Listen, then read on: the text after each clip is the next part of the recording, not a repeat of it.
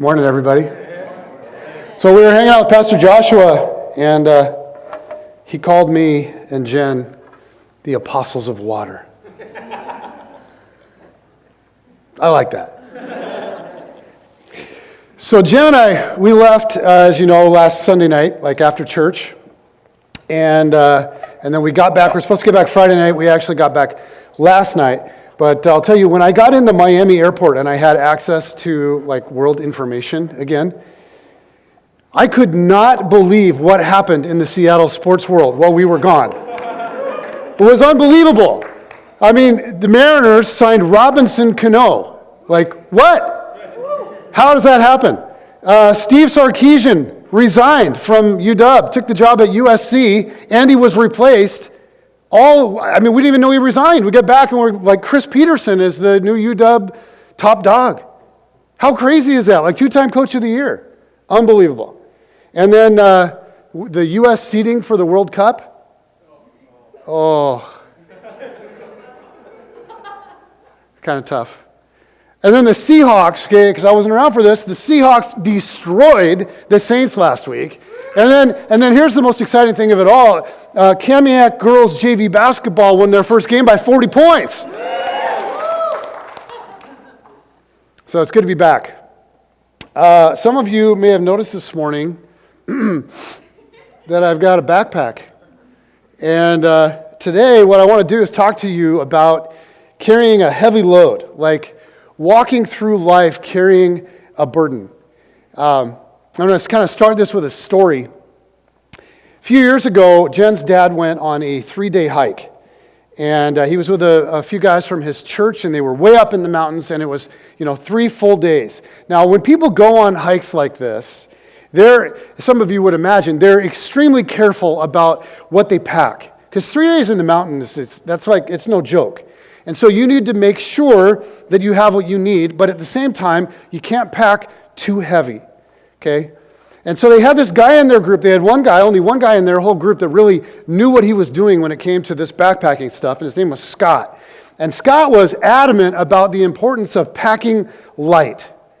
Like making sure that you have what you need, but also making sure that what you've packed is not too bulky. Okay, there's not too much for you to actually physically handle carrying for 3 full days. And so when Scott packed for his journey, he packed very carefully. Like he would pack mostly like dried food that what you would do is just add water to it and watch it turn into food.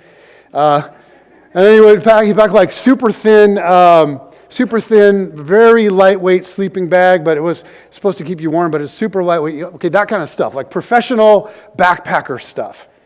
And Scott had done some detailed calculations about the limit of his pack.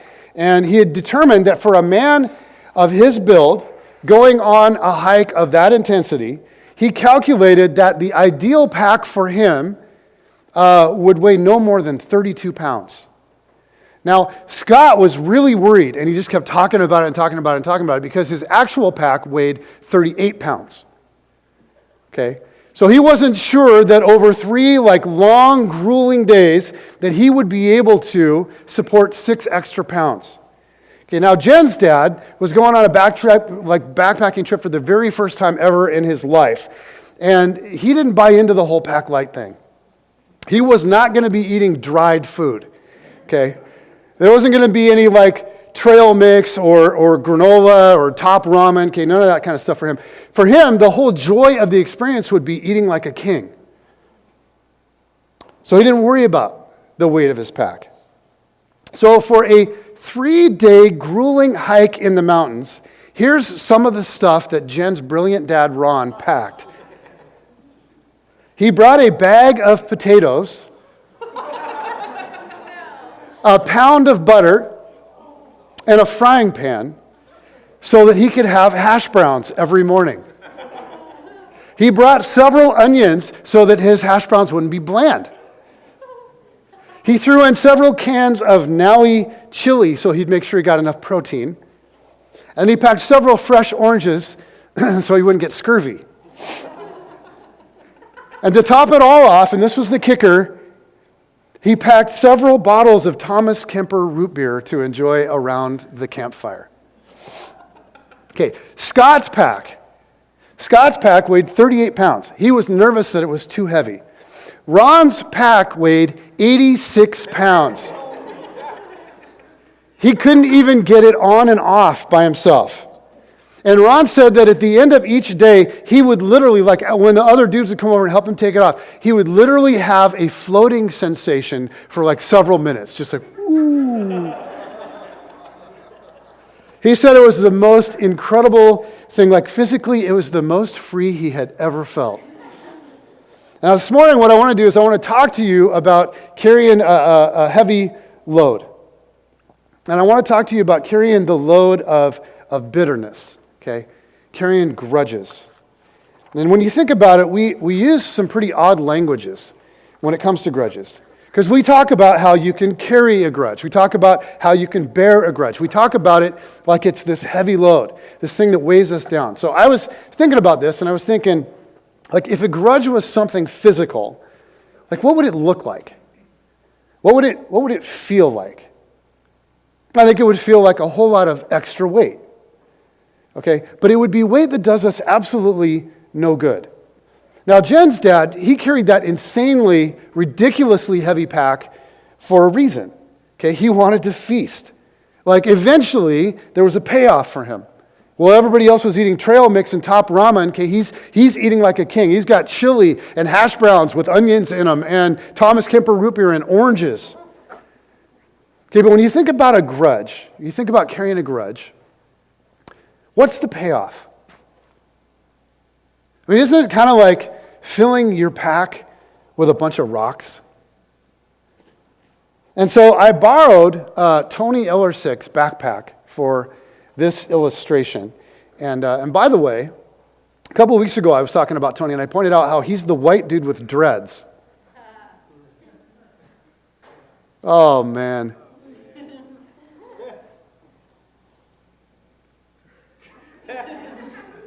You got a hat on. Like, you got fresh hair. Look at that guy. Dude, you look so good. Unbelievable. Okay, anyway, I borrowed his pack, and I filled it up with 86 pounds of rocks. So 86 pounds of these same kind of rocks that you guys have on your chairs. And I'm going to preach to you today carrying this huge burden. And now if you're thinking, like, that's crazy, because you're going to get weighed down.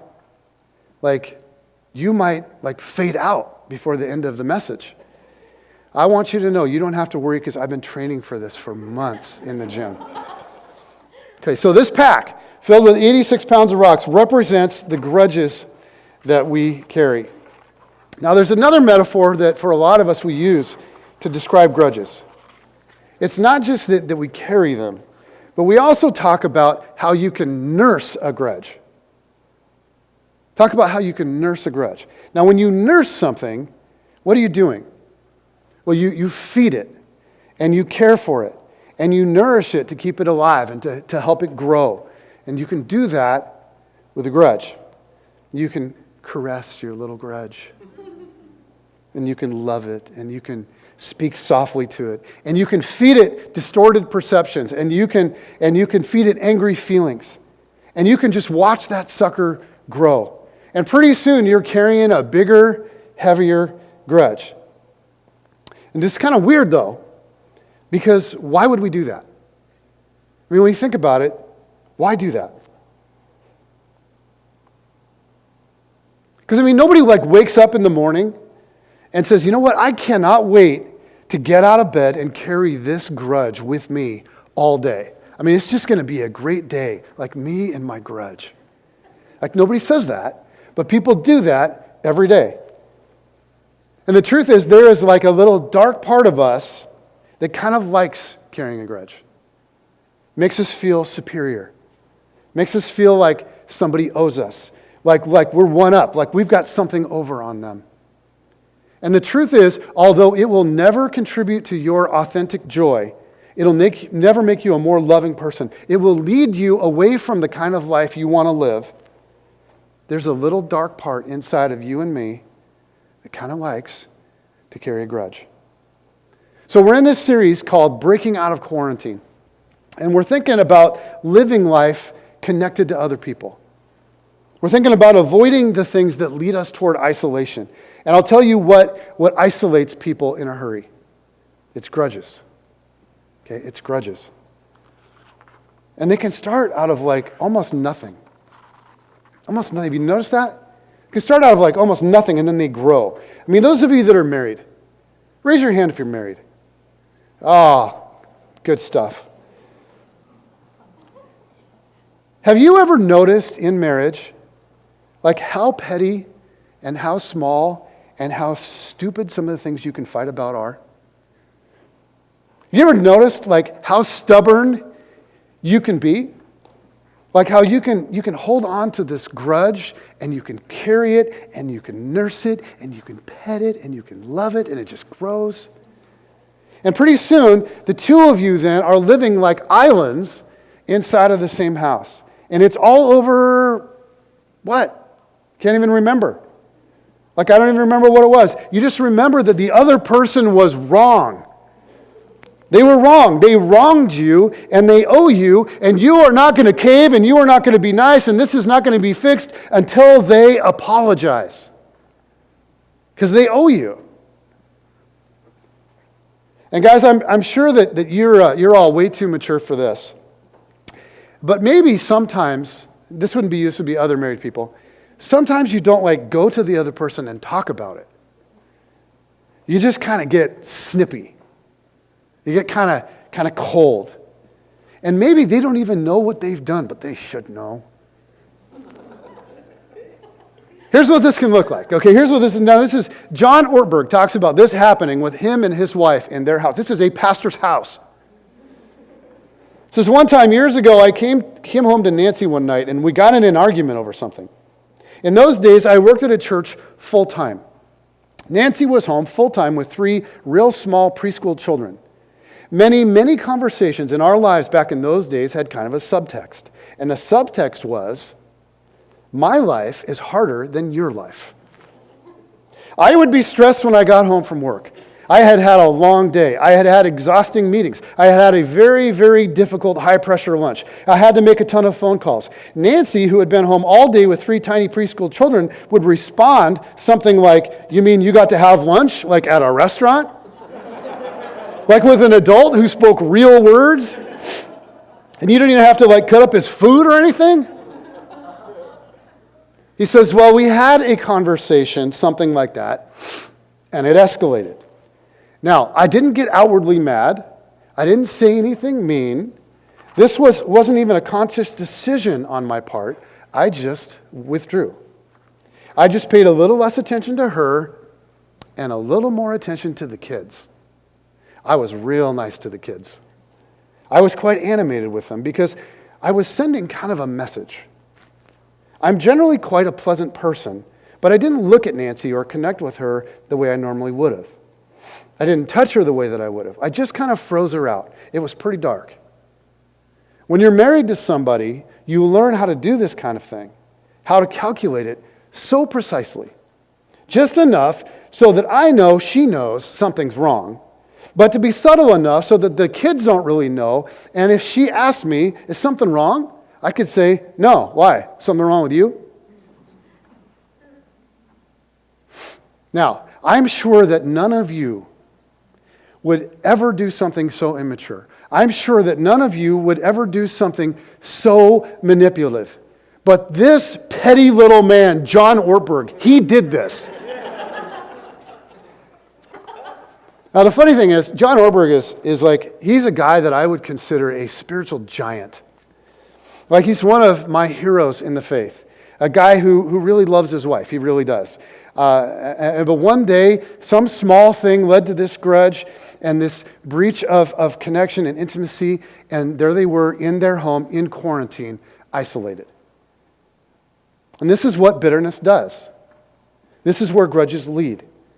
And this is why Jesus talked over and over and over and over about grace, about learning to become people that are quick to forgive, not carrying around and not nursing grudges. And if you notice, like if you read through the New Testament, Jesus talks about this a lot. So one day, Peter comes to Jesus And he basically says, okay, Jesus, I'm with you. Okay, I'm with you. Like, forgiveness is a good thing. But how far, really, do I have to take it? Because, at some point, don't I have the right not to forgive? At some point, a person, they go beyond forgiveness, right? Now, here's exactly what Peter said. This is Matthew chapter 18, verse 21. It says, Then Peter came to Jesus and asked, Lord, how many times shall I forgive my brother or sister who sins against me? Up to 7 times? Now, Peter is probably expecting Jesus to be like, 7 times? Oh, Peter, that's crazy. Don't go crazy with this.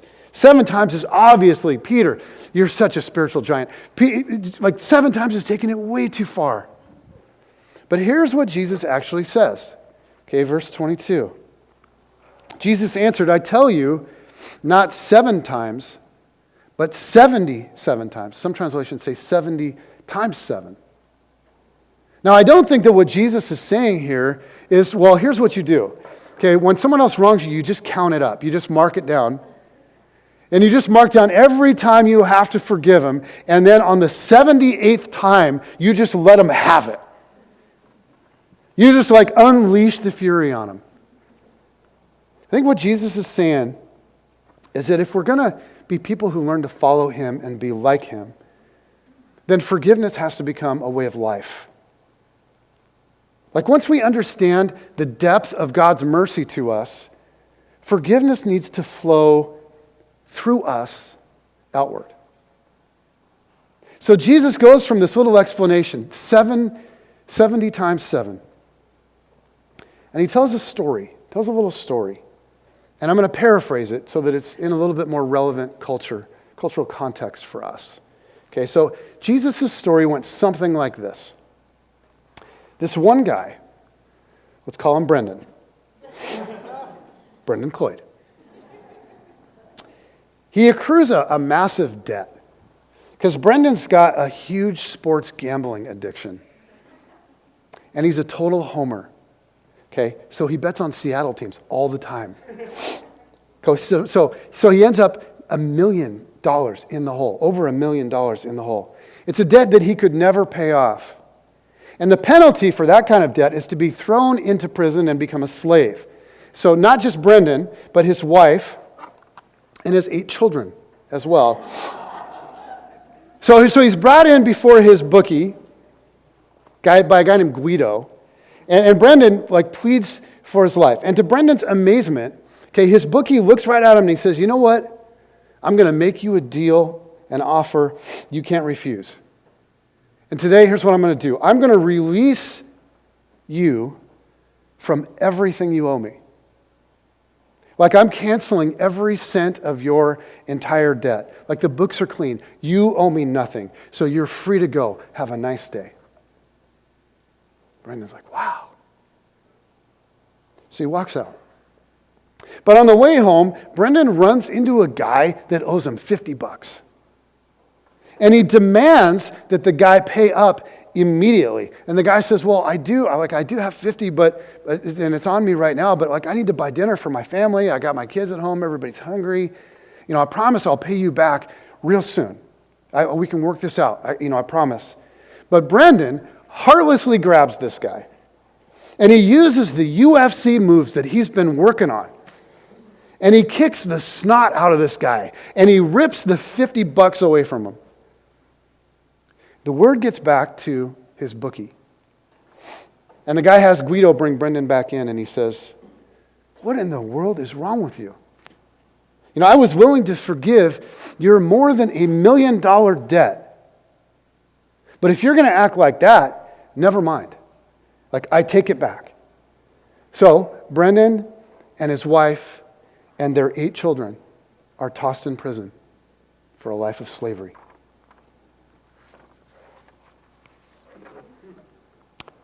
Now, Jesus' story was a little bit different from that. But it's the same idea, okay? A guy with a huge debt is forgiven, and then he goes out and won't forgive a tiny little debt, so the guy he owes makes him pay the full penalty. which in their day meant slavery for you and your spouse and your children, okay, until everybody had worked off your debt. Now, we look at that and we go, well, what is this actually saying about God and our relationship? And I don't think that what Jesus is saying is, look, I will forgive you of everything that you've ever done, and you can enter into the kingdom of heaven. But if you ever then hold anything against anyone, I'm taking it all back and you are out of the kingdom. I don't think that Jesus is saying that. I think that he's saying that if we truly grasp the depth of God's grace, if we're really blown away by it and we truly get it, if it's real, then forgiveness ought to pour out of us like water. But I think there's a ton of confusion about forgiveness. And I think that for many of us, we're generally in favor of the idea. But if we're honest, there's a part of us in the back of our minds that has a lot of questions about it. What about people that do really horrible things? What if this is, beyond a little marital spat? This is big things. Should we really forgive people for huge things? And then what if they don't ask for forgiveness? What if they don't change? What if a woman is a victim of domestic violence for years? Should she just forgive and keep taking it? At what point did she have the right to say no more? And what about the really, really big stuff? What about people that have endured the unthinkable? Should the Jews really forgive the Nazis? How could God even ask them to do that? And what about justice issues or our justice system? Should we allow criminals to just walk free after their crimes? Don't they have a debt to pay to society? Generally speaking, I think most of us would agree, hey, we're all in favor of forgiveness, generally speaking. Generally speaking, we're all in favor of people letting go of grudges. But let's be honest, we got a lot of questions. When we start thinking about real hurt and real scenarios, we can come up with all kinds of yeah buts. Okay, but if you ever read the New Testament, it is shocking how big of a deal this was to Jesus. He's dead serious about forgiveness. Dead serious about you and me letting go of grudges. So I think it's helpful for us to get our mind around what forgiveness actually is and what it isn't. Because I think a lot of our objections and a lot of our questions are put to rest if we actually get clear about what it is that we're supposed to do. So what I want to do is spend the rest of this message doing some clarifying. And I want to start with a very simple two-part definition of forgiveness. Because the essence of forgiveness is a basic two-step process. Okay? Forgiveness requires two things. The first thing is letting go of our right to hurt back. So the first stage of forgiveness is a decision not to try to inflict a reciprocal amount of pain on whoever it is that's hurt us. So when I forgive you, I give up the right to hurt you back. So even though you might hurt me deliberately, okay, personally, and deeply, I refrain then from the instinctive response of retaliation. I don't indulge my desire to make you squirm. When I forgive you, I set you free from that little prison that I have you in with revenge as a strategy. No two people weigh pain with the same scale. So when you hurt other people back, then they feel wounded.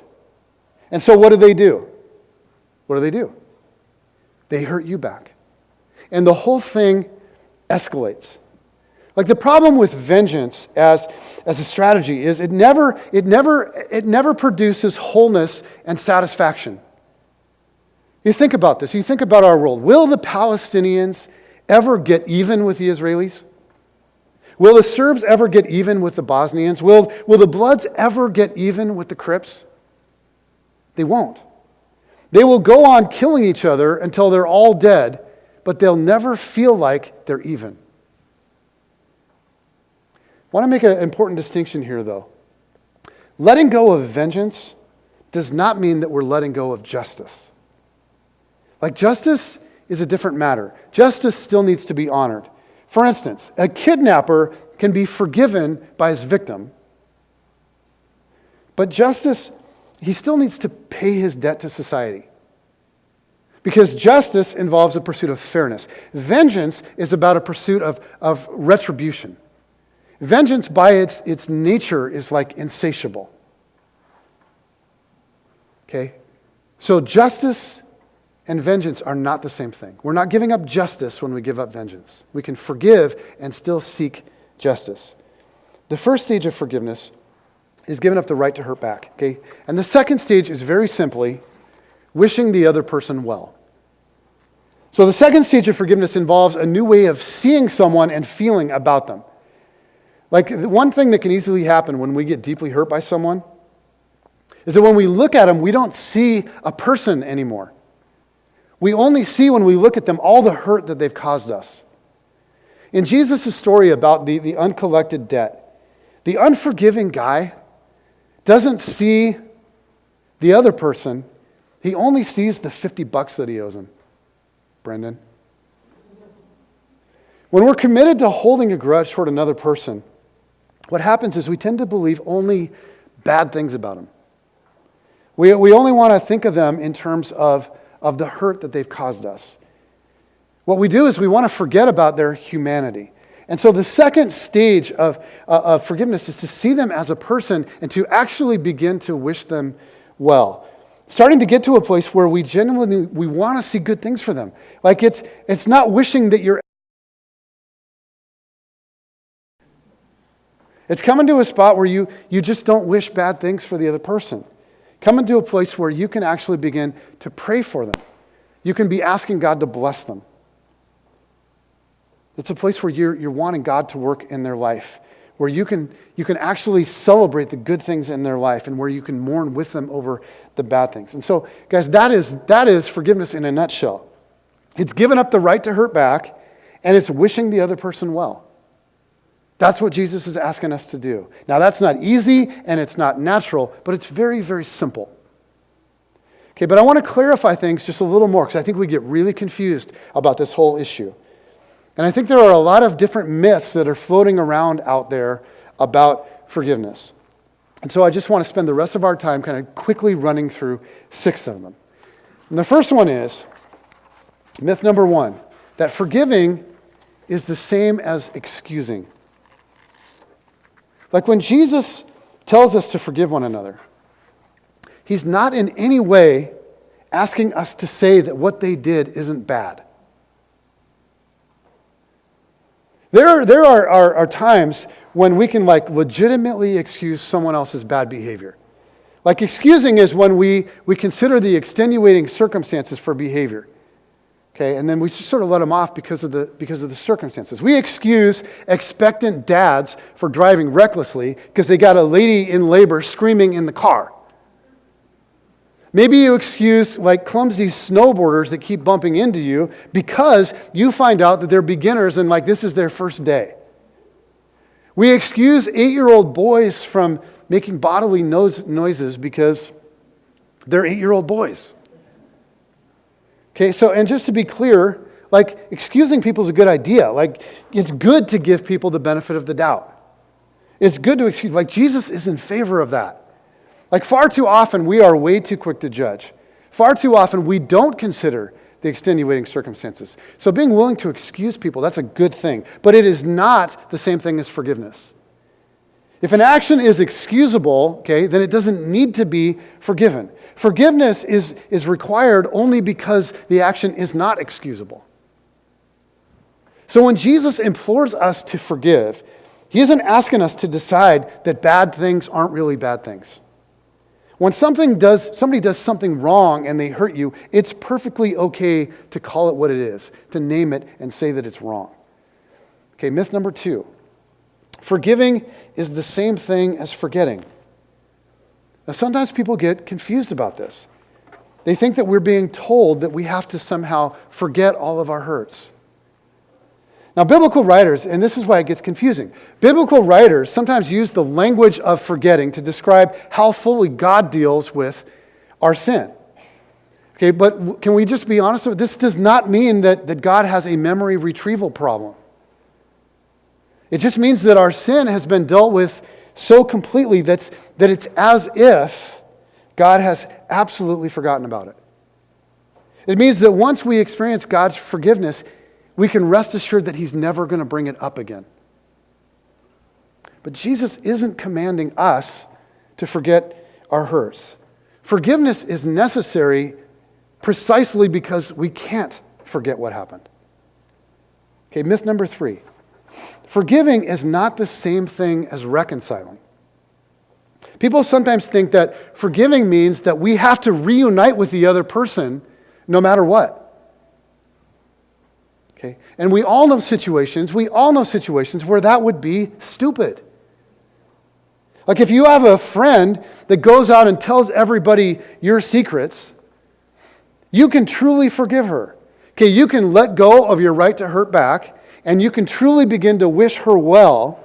In other words, you can forgive her completely without continuing to share secrets with her. In order to reconcile, what would need to happen is she would need to own what she's done, and she would need to change. She would need to operate differently in the future. It would take movement on her part, but you can't control that. Forgiveness takes place in your heart, and it takes place in your heart alone. So you can forgive without reuniting. Like if you were in business and your business partner cheated you, okay, you can forgive. You can let go of the right to hurt back, and you can wish him well, but that doesn't mean you have to go back into business with the chump. Like you can forgive your ex for cheating on you. It doesn't mean you have to start dating again. Forgiveness is not the same thing as reconciling. Okay, myth number 4. Forgiving depends on the other person admitting wrong. Again, we want to make forgiveness a contingent upon them and their behavior. We think, you know what? I will forgive as soon as they admit that they were wrong. But friends, some people are never going to admit that they were wrong. And you can't let them control your heart. Forgiveness is about what's going on inside of you. Now, we tend to feel like justified in holding on to the grudge. We tend to feel like it's our right, and we like it. And we feel like it gives us some sort of energy and like some sort of power. And here's the deal. And I think that we all know this deep down. The unforgiving are the coldest people on the planet. They've clung to their bitterness, and it's cost them their heart. And the only thing that will cost you more than forgiving someone is not forgiving them. You think about it. What grudge is possibly worth your heart? I mean, you can keep holding your grudge, but in the end, what happens is your grudge holds you. Anne Lamott put it this way. She said, not forgiving is like drinking rat poison and waiting for the rat to die. See, I cherish bitterness because I want to hurt the rat that caused my pain. But after resentment and bitterness have festered long enough inside of me, I find out that I'm the one that's the rat in the end. The real freedom, the real life, the real energy comes when we lay it down. We have to make a conscious decision to let it go, to let them off the hook, okay, to set them free. And when you do that, that's when you discover that you're truly free. And this is where the illustration gets awesome because I take this thing off.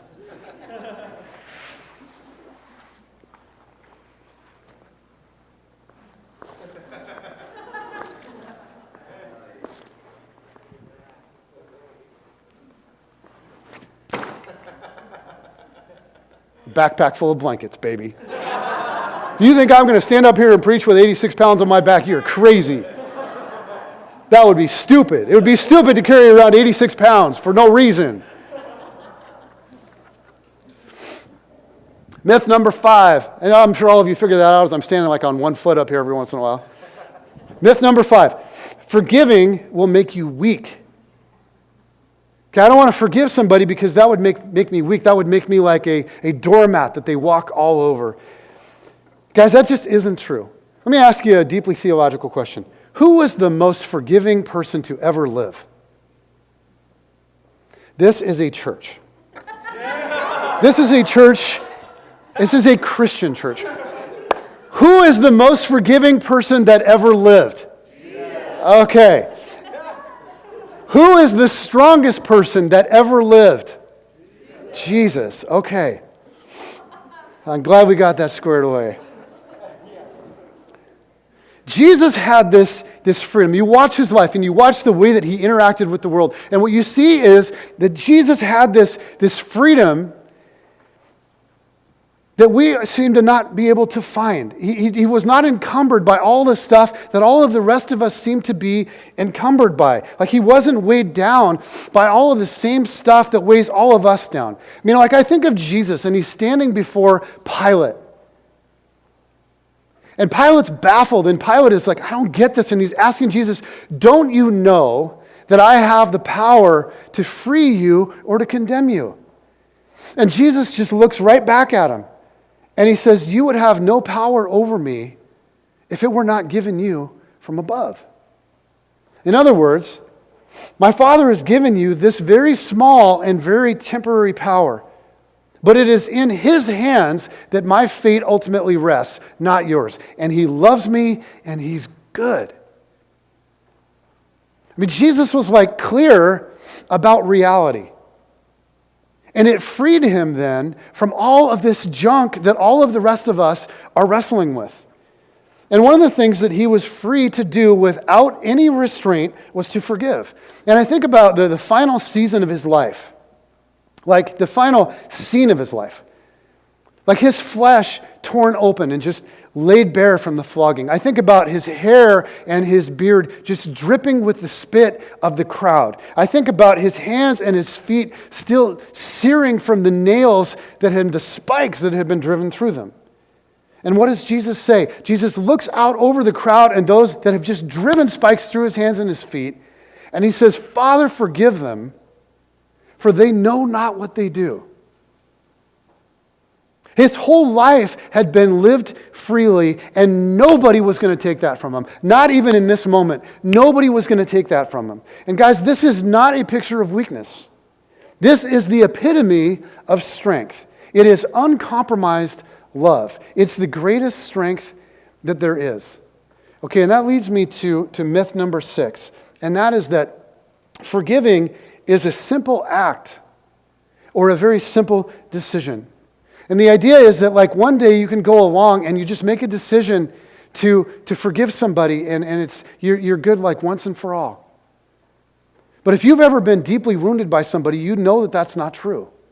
Like you can forgive them in one moment, but then the next moment, the next day, the next time that you see them, something happens and you're thrown back into this whole fury of anger and resentment and bitterness all over again. It's not easy. And when you've been deeply wounded, it's unbelievably difficult. Or you find yourself in a situation where the other person hasn't changed and you keep having the same interactions with them. You maybe for some of you right now, the situation is you're home. I mean, you and your spouse, you're not connecting. The stuff that they're doing is irritating to you, and it's just you have a moment where you start to forgive, but then it comes flooding back, and you find that you're separated, and this is going on and on and on, and you don't know what to do about it. Or for some of you, you were hurt by somebody when you were young. And you want to forgive, and you want to, but it's so hard because it's so painful. And you see them, and it all comes flooding back. The reality is that this is not an easy thing to do, but Jesus says, this is the only way for you to have freedom. This is the only way for your heart to be free. And what Jesus is inviting us to do is to look to him and to begin to recognize how much grace he has towards us, to be washed in that. And then to be conduits like pipes that then take that grace and pour it out to other people, left and right. And this is such a difficult thing to do, and it's so painful. So many of you are struggling with this. It could be somebody in your home. It could be a friend that's hurt you. It could be somebody at work that's done something awful. It could be somebody in your family, and you know that at Christmas time you're going to need to sit across from that other person at the table. And you don't even know how you're going to handle that. This is so difficult, and yet at the same time, it's so necessary. And Jesus is calling us to do something that's so deeply spiritual. He's calling us to take this seed of bitterness that we all have, these rocks that just weigh us down, and he's asking us to somehow, with his strength, learn to just let them go, to just set them down. So what we're going to do this morning is, in the back there's a little station set up where you can go and you can take the rock that you have on your seat and you can lay it down. And I just want to encourage you, when you're back there, maybe you want to go back and you want to kneel for a little bit before you lay it in there. But I would ask you to get a picture in your mind of what does this represent for you? Who is it that's hurt you? Who is it that is really, really difficult for you to love? Who is it that is so difficult for you to give up the right to hurt back or to actually wish them well? It could be somebody from your past. It could be somebody at work. It could be somebody in your home. But I would ask you to just get your mind around who that is and what this rock represents. And then when you make your way to the back, like we do with communion, kind of whenever you're ready, to spend some time kneeling there and then just let it go and lay it down. And for some of you, if you're sitting here going, this would be meaningless to me and I don't have any desire to do that, I don't have an issue like that in my life, then I would say, then don't participate. I mean, the last thing we want you to do is to do some mindless, heartless thing just because I said so. But if this is meaningful to you and you've got some situation in your life, some form of bitterness that you're carrying around and it's weighing you down and you know it, and you just want to spend some time with God asking him to help you to let it go, then I just want to encourage you to do that. So the worship team's going to come up and lead us. And let me close this with prayer. God, I thank you that you love us so much that you've forgiven us of everything we've ever done.